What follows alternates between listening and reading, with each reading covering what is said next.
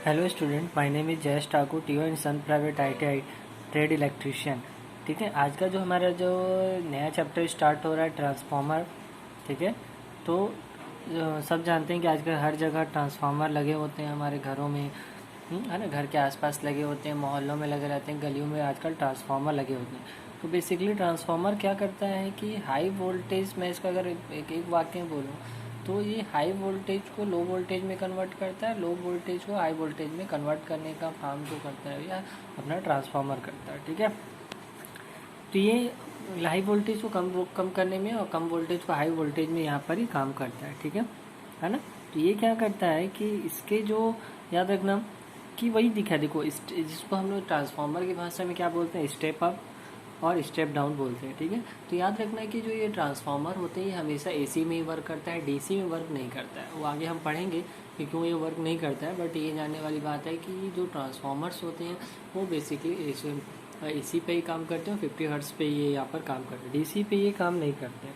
ठीक है, तो इसका सिद्धांत देखते हैं कि ये सिद्धांत किस सिद्धांत पे ये काम करता है। ठीक है, देखो इसका ये क्या होता है, म्यूचुअल इंडक्टेंस पे काम करता है। जिसका जो सिद्धांत होता है, जो ट्रांसफार्मर्स होते हैं म्यूचुअल इंडक्टेंस के सिद्धांत पे कार्य होते हैं। ठीक है, और ये जो म्यूचुअल इंडक्टेंस होता है ये जो होता है एसी पे ही काम करता है। तो इसको याद रखना, ट्रांसफार्मर में अगर सप्लाई पर कार्य कर सकता है, अगर मान लो अतः ट्रांसफार्मर, याद रखना अतः ट्रांसफार्मर भी केवल एसी सप्लाई में कर सकता है, डीसी में नहीं।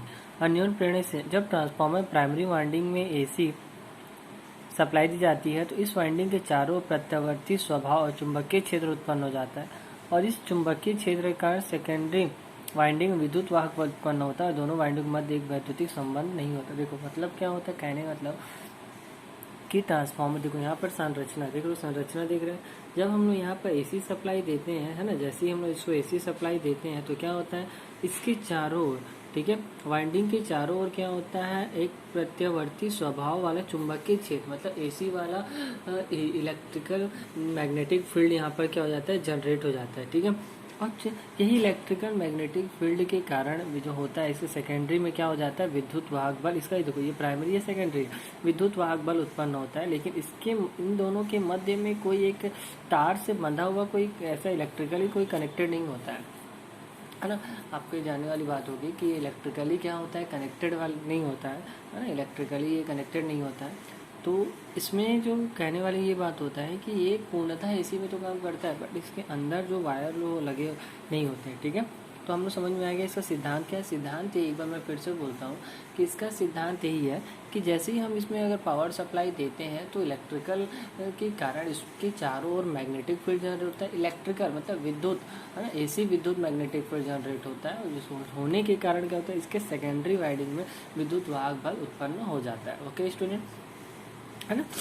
अब देखो इसमें क्या होता है, ट्रांसफार्मर की संरचना। इसमें ट्रांसफार्मर की संरचना देख लो एक बार, क्या क्या दिख रहा है। सप्लाई टर्मिनल प्राइमरी वाइंडिंग होता है, एक सेकेंडरी वाइंडिंग। इसमें क्या होता है, एक स्टील होता है। स्टील में हम क्या करते हैं, वायर्स को लपेट के क्या बनाते हैं, कोर बनाते हैं, और उसको इधर वाले को प्राइमरी वाइंडिंग, इधर जो सेकंड साइड जो लोड लगाते हैं उसको सेकेंडरी वाइंडिंग हम लोग बोलते हैं। ओके, देख लो, इसको बोलते हैं लोड टर्मिनल, इसको बोलते हैं सप्लाई टर्मिनल। यहाँ से एसी स्रोत दे रहे हैं, है ना, ये प्राइमरी वाइंडिंग, सेकेंडरी वाइंडिंग, इससे ये मैग्नेटिक फील्ड जनरेट होता है। तो इसके तो इसके मुख्य कितने भाग होते हैं आप देख लीजिए। एक पहला तो होता है वाइंडिंग होता है, दूसरा लैमिनेटेड कोर होता है, तीसरा कंटेनर होता है, और चौथा होता है टर्मिनल। ओके स्टूडेंट, अब आगे पढ़ते हैं हम लोग। देखो आगे होता है इसकी वाइंडिंग। वाइंडिंग क्या होता है, मुख्यतः हम लोग बताया कि जब भी मैं बताया संरचना में वाइंडिंग दो प्रकार का होता है, एक प्राइमरी वाइंडिंग होता है और एक क्या होता है, सेकेंडरी वाइंडिंग होता है। ठीक है, प्राइमरी वाइंडिंग में क्या होता है कि हम लोग यहाँ से एसी स्रोत से संयोजित करते हैं, मतलब यहाँ पर सप्लाई देने का काम करता है। ठीक है ना, यहाँ पर सप्लाई देने का काम करते हैं। और इसमें प्राइमरी वाइंडिंग क्या होता है, वो लोड के हिसाब से होता है। अगर हमने स्टेप अप वोल्टेज चाहिए तो यहाँ पर वाइंडिंग की संख्या कम करनी पड़ेगी, क्योंकि कम आ रहा है, ज़्यादा चाहिए तो उसकी अपेक्षा कम करना पड़ेगा। और अगर ज़्यादा चाहिए, ज़्यादा है और कम लेना चाहिए तो यहाँ पर वाइंडिंग की संख्या ज़्यादा करनी पड़ेगी। ठीक है, सेम वही है, सिमिलरली आपका सेकेंडरी वाइंडिंग वही होता है ना। इसको लोड साइड प्रयोग करते हैं। ठीक है, और ये क्या होता है, जो ये हमेशा याद रखना, जो वाइंडिंग होता है ना वो प्रवाहित तो धारा के मान के ऊपर निर्भर करता है ना, जो धारा होती है उसके मान पर निर्भर करता है आपका ये सेकेंडरी वाइंडिंग। ओके स्टूडेंट, बन जाएगा। दूसरा होता है लैमिनेटेड कोर। लेमिनेटेड कोर जो होता है, जैसे ये वाला जो लेमिनेटेड कोर आप लोग को दिख रहा होगा, ये इसको बोलते हैं लेमिनेटेड स्टील को। लेमिनेटेड स्टील जो कोर होता है ये क्या होता है, सिलिकॉन स्टील का बना होता है, ठीक है। और ये आपस में क्या होते हैं, इंसुलेटेड होते हैं, मतलब इसके ऊपर एक इंसुलेटेड कवर आ जाता है, ठीक है, इंसुलेटेड कवर होता है। और इसी में हम लोग क्या करते हैं, प्राइमरी वाइंडिंग के भी साइड के वायर को लपेटते हैं और सेकेंडरी वाइंडिंग के भी वायर्स को इसमें क्या करते हैं, हम लोग लपेटते हैं, ठीक है ना। तो इसमें लपेटते हैं। तो इसके भी मुख्य निम्न भाग को देखो, प्राइमरी वाइंडिंग द्वारा स्थापित चुंबकीय क्षेत्र की चुंबकीय रेखाओं का मार्ग पूर्ण करना, और प्राइमरी वाइंडिंग द्वारा स्थापित चुंबकीय क्षेत्र के अधिक सही चुंबकीय बल रेखाओं को सेकेंडरी में से उतारना। देखो लेमिनेटेड स्टील कोर का क्या काम होता है, इसका काम ये होता है या तो चुंबकीय क्षेत्र जो होता है ना, चुंबकीय क्षेत्र चुंबकीय बल रेखाओं को मार्ग को पूर्ण करना और अधिक से अधिक जो बल रेखाएं होती हैं उसको सेकेंडरी में भेजना, तभी हम लोग क्या होगा, पावर सप्लाई प्रॉपर मिल सकता है यहाँ पर, है ना। तीसरा होता है कंटेनर। इसमें क्या होता है, टैंक आ जाता है, ट्रांसफार्मर को ठंडा रखने की सहायता करता है, तेल भरा जैसे इंस्टॉलेशन करने के लिए माध्यम का करेगा। कंटेनर क्या होता है, इसमें ट्रांसफार्मर क्या होता है, 24x7 आवर्स यहाँ पर ये काम करता रहता है, 24 घंटे काम करता है। तो उसको क्या करना, हम लोग को ठंडा रखना पड़ता है, मैनुअली हम लोग बार बार तो नहीं कर सकते, इसलिए हम लोग क्या करते हैं, वहाँ एक कंटेनर लगा रहता है जिसमें ऑयल भरा रहता है, जो ट्रांसफार्मर को इंसुलेट करने का काम यहाँ पर वो करता है, या ठंडा रखने का काम ये पर करता है, ठीक है।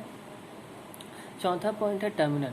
टर्मिनल क्या होता है, देखो विद्युत सप्लाई आदान प्रदान कर टर्मिनल, ट्रांसफार्मर, टर्मिनल, प्राइमरी विद्युत सप्लाई जैसे सेकेंडरी को। इसमें क्या होता है, इसमें terminal primary side, primary side भी टर्मिनल होता है, एक सेकेंडरी टाइप भी क्या होता है, टर्मिनल होते हैं, ठीक है। तो टर्मिनल होते हैं, तो यहाँ क्या होता है, देखो कि प्राइमरी साइड का जो सप्लाई के लिए टर्मिनल होता है, सेकेंडरी साइड जो हमारा जो टर्मिनल होता है, याद रखना जो सेकेंडरी साइड हमारा जो टर्मिनल होता है वो लोड वाला टर्मिनल होता है। एक बार आप लोग डायग्राम देख लो, यहीं पर होता है। इसमें क्या होता है ना, जो देखो इसमें क्या होता है, ये प्राइमरी साइड का जो टर्मिनल हो गया, ये सेकेंडरी साइड का टर्मिनल होता है। प्राइमरी साइड जो हम क्या करते हैं, यहाँ पर सप्लाई देने का काम करते हैं, सेकेंडरी साइड हम क्या करते हैं, यहाँ पर लोड का काम करते हैं।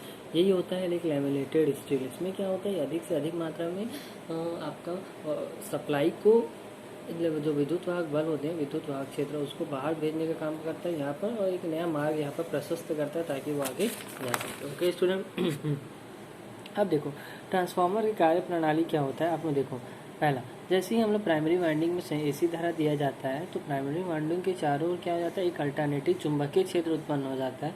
और चुंबकीय क्षेत्र उत्पन्न होने के कारण क्या होता है, उसमें चुंबकीय बल रेखाएं उत्पन्न हो जाती हैं, है ना।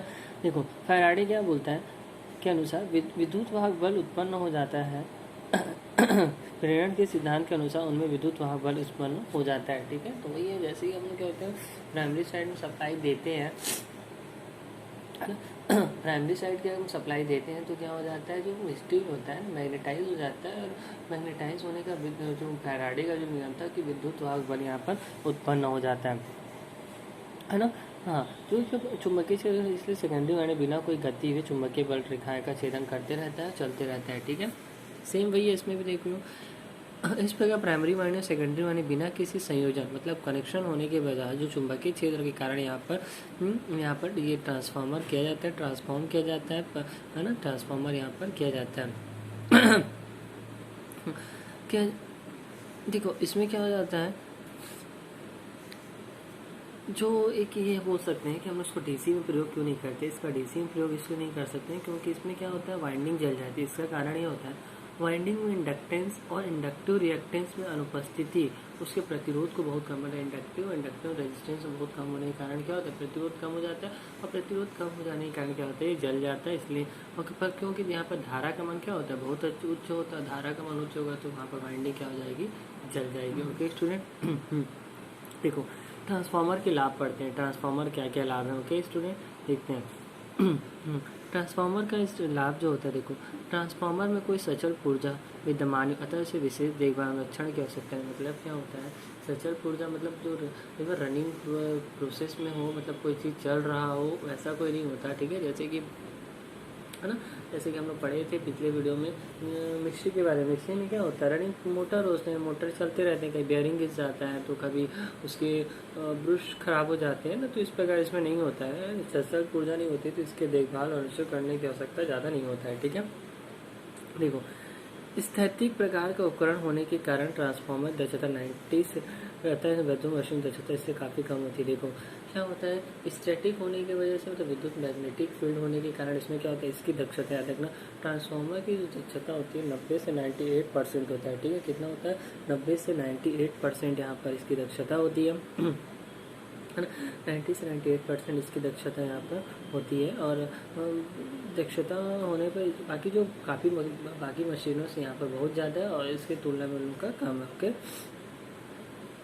ओके, ये क्या होता है कि ना यह जो अधिक उच्च वोल्टेज पर ही कार्य करता है। ठीक है, वैद्युतिक मशीनें अति उच्च वोल्टेज पर संतोषजनक पर कार्य नहीं करती। देखो इसमें क्या होता है, जो ट्रांसफार्मर्स होती है ये बहुत अधिक वोल्टेज पे काम करता है। हमने देखा है कि हमारी गलियों में, है ना, हमारे गली में मोहल्लों में क्या होता है, हम बहुत सारे 1100 वोल्टेज, है ना, 11 kV के वोल्टेज, 33 kV के वोल्टेज में हम क्या करते हैं, ट्रांसफार्मर्स को लगाते हैं। तो इसकी जो दक्षता होती है अन्य की तुलना में क्या होती है, बहुत ज़्यादा होती है, क्योंकि बाकी मशीनें इतने वोल्टेज पे काम संतोषजनक नहीं कर पाती।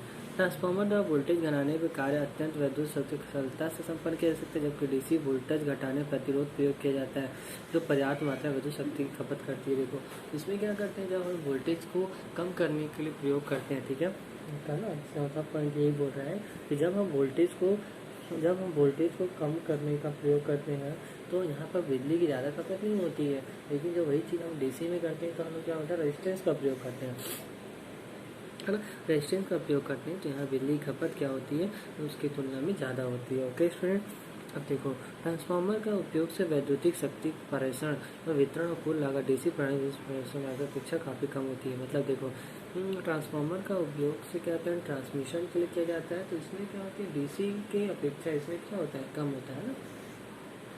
डीसी की अपेक्षा क्या होता है, डीसी की अपेक्षा यहाँ पर भी कम होता है। याद रखना डीसी की अपेक्षा क्या होता है, कम होता है। तो ये इसलिए से हम यूज़ कर सकते हैं। ओके स्टूडेंट, देखो वैद्युतिक शक्ति प्रेषण में होने वाला वोल्टेज हार ट्रांसफार्मर द्वारा सुगमता प्रयोग किया जाता है। डीसी प्रणाली बूस्टर मोटर जनित सेट प्रयोग करने पर जो पर्याप्त खर्चीले, ट्रांसफार्मर ज़्यादा खर्चीला नहीं होता। इसमें अगर लॉस हो रहा है तो हम उसको मेंटेन कर सकते हैं, मेंटेनेंस में ले सकते हैं। लेकिन वही चीज़ अगर डीसी में किया जाए तो क्या करना पड़ता है वहाँ पर, है ना, मोटर बूस्टर के रूप में हम लोग को ज़्यादा पावर, बूस्टर के रूप में क्या लगता है, मोटर जनित का प्रयोग करना पड़ता है, बट इसमें ऐसे कुछ नहीं होता है। ओके, तो ये था हमारा ट्रांसफार्मर के लाभ क्या क्या होते हैं। ट्रांसफार्मर ना इसको ये याद रखना है कि ट्रांसफार्मर स्टेप अप और स्टेप डाउन यहाँ पर करने का ये काम करता है। ओके स्टूडेंट, देखो अब आता है दूसरा, कोर के संरचना के आधार पर वाइंडिंग। देखो कोर क्या होता है ना, पहला जो होता है ट्रांसफार्मर की प्राइमरी वाइंडिंग द्वारा स्थापित चुंबकीय क्षेत्र के चुंबकीय परिपथ को पूर्ण रखने तथा संघन के लोअर प्रयोग की आवश्यकता होती है।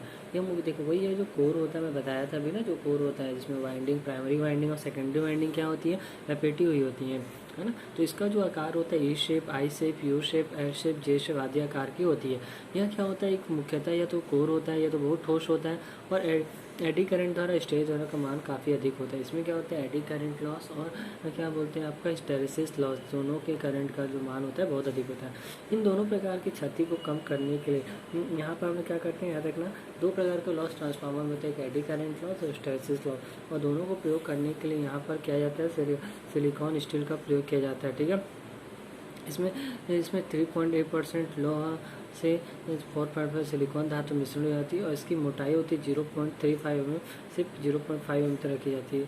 ठीक है, तो देखो पहला, इसकी संरचना के आधार पर कितने प्रकार के कोर होते हैं, shell type transformer, core type transformer, Berry प्रकार के ट्रांसफार्मर। देखो सेल टाइप ट्रांसफार्मर क्या होता है, ओके स्टूडेंट, देखो सेट है, इस प्रकार का जो ट्रांसफार्मर होता है वो ई आई एम टी यू आकृति के स्टैंपिंग प्रयोग में होते हैं। ये दोहरी आता है, देखो यहाँ पर लगा है ना, ई प्रकार का, देखो ई आई प्रकार का, एम प्रकार का, टी यू प्रकार के यहाँ पर लगे रहते हैं, है ना। इसके तो देखो इस कोर मध्य भुजा में प्राइमरी वाइंडिंग और सेकेंडरी भुजा में और उसके ऊपर सेकेंडरी वाइंडिंग किया जाता है। इसमें दो समांतर चुंबकीय मार्ग स्थापित किए जाते हैं जो कि सिंगल फेज सप्लाई वोल्टेज के स्टेप अप और स्टेप डाउन करने के लिए यहाँ पर प्रयोग किया जाता है। ओके, दूसरा होता है कोर प्रकार, देखो इसका डायग्राम देख लो, इससे प्राइमरी वाइंडिंग यहाँ पर लपेटी जाती है, ठीक है, और यहाँ पर क्या हो जाती है, प्राइमरी वाइंडिंग, और इसमें क्या होता है, सेकेंडरी वाइंडिंग। ओके, ई आई प्रकार का, एम प्रकार का, टी यू प्रकार का ट्रांसफार्मर। कोर प्रकार का ट्रांसफार्मर क्या होता है, देखो इस प्रकार के जो ट्रांसफार्मर में यू और आई और एल शेप के ट्रांसफार्मर यहाँ को लगे रहते हैं, आयताकार यहाँ पर लगे होते हैं। ठीक है, इसके दोनों भुजाओं में हम लोग क्या करते हैं, देखो यहाँ प्राइमरी वाइंडिंग सेकेंडरी वाइंडिंग यहाँ पर प्रयोग कर देते हैं और यहीं पर उच्च वोल्टेज को निम्न आउटपुट शक्ति प्रदान करने के लिए प्रयोग यहाँ पर ये किया जाता है। ओके स्टूडेंट, देखो नेक्स्ट है यहाँ पर बैरी प्रकार का ट्रांसफार्मर। बैरी प्रकार का जो ट्रांसफार्मर होता है ना, विशेष प्रकार ट्रांस होता है, जैसे चित्र में आपको देख रहे हो, इसमें भी एक आयताकार फ्रेम होता है। ठीक है, इसके मुख्य कोर मध्य भाग दो होते हैं, मुख्य भाग प्राइमरी वाइंडिंग तथा सेकेंडरी वाइंडिंग। इसके मुख्य भाग के सेंटर में प्राइमरी वाइंडिंग और सेकेंडरी वाइंडिंग किया जाता है। ओके स्टूडेंट, देखो कोर को अनेक चुंबकीय क्षेत्र स्थापित करने का चुंबकीय फ्लक्स का लीकेज न्यूनतम, मतलब इसका अगर जो चुंबकीय वहाँ स्थापित होने का चुंबकीय फ्लक्स जो लीकेज होता है बहुत ही कम होता है और उष्मा का विकिरण भी होता रहता है और ट्रांसफार्मर अपेक्षा से शीतल रहती है। इसके जो बैरी प्रकार इसमें उष्मा का भी अच्छा से होता रहता है और इसमें ज़्यादा वो खराब होने की स्थिति नहीं होती है। ओके, है ना। इसका जो उपयोग होता है विशेष प्रकार के लिए इस यहाँ पर किया जाता है। इस चीज़ों को आपको याद रखना। ओके स्टूडेंट, तो आज तो यहीं तक पढ़ते हैं, आगे क्लास नेक्स्ट वीडियो में। अगर आपको अच्छा लगा वीडियो तो लाइक करना, शेयर करना। Okay, thank you.